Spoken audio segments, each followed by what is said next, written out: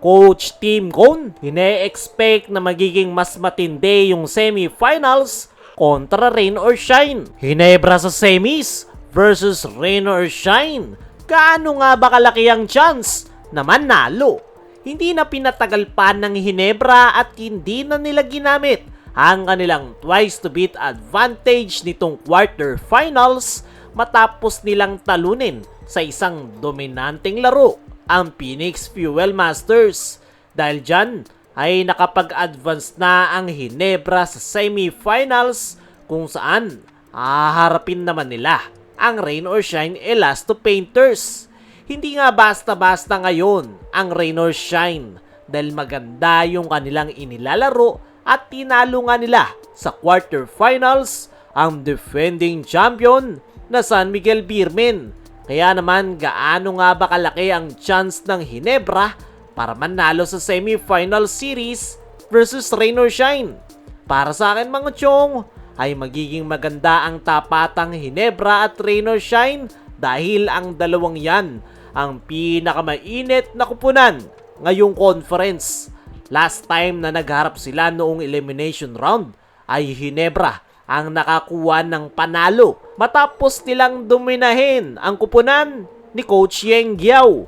Pero hindi nga ibig sabihin nun na ganun ulit ang mangyayari. Panigurado na hindi basta-basta papayag ang Rain or Shine na maulit yan. At yan ang magpapainit ng kanilang semifinal series.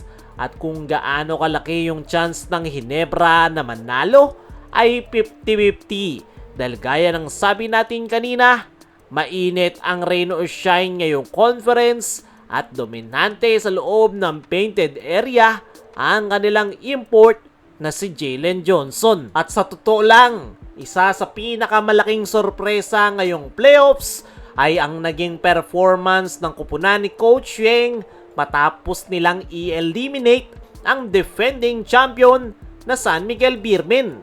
Hindi biro ang talunin ng San Miguel dahil ito yung defending champion at the same time nandyan si Benny Boatwright. At malinaw na ipinakita ng Rain or Shine na hindi sila basta-basta underdog lang. At isa nga sa pinakamagiging malaking problema ng Hinebra ay itong si Jalen Johnson. Dominante nga yan sa loob ng painted area, malakas sa rebounding, mabilis tumakbo at meron ding outside shooting. Plus, napakalawak rin ng player rotation ni Coach Yeng. Halos lahat ng kanyang mga players ay nabibigyan ng pagkakataon na makapaglaro. At yan nga yung magiging malaking challenge para kay Coach Team Cone dahil kung hindi nila sasabayan yung malawak na rotation ng Rain or Shine ay paniguradong mapapagod at uubusin sila nito sa dulo. Sa ngayon, hindi pa natin talaga masasabi kung ano yung mangyayari